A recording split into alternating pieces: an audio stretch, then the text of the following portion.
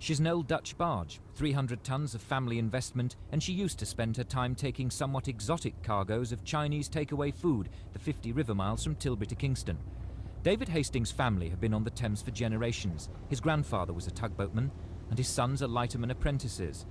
The Vogelsand, gentle 4 or 5 knots up the Thames, takes the load of 12 to 15 juggernauts off London's congested roads. We ourselves, when we go up through London under the bridges, especially at rush hour times, we notice a certain lorry chugging along the embankment, and we can keep up with him the time he's stopped at the lights and the traffic jams, and in some cases we've got through quicker.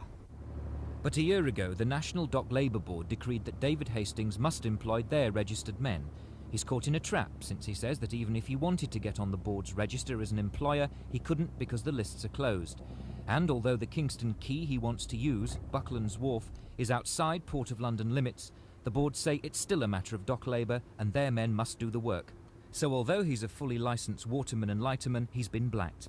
All he can do now to keep the business ticking over is unprofitable sea trade to Essex. So the skipper has decided to fire a single-handed broadside at the might of the docks board.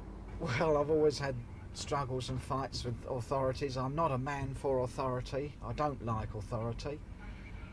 We have a good chance of winning. The only thing is, at the moment, we have too many sort of, shall we say, restrictive practices that are putting the block on this. And until these problems can be ironed out and sorted out, this river's just going to die.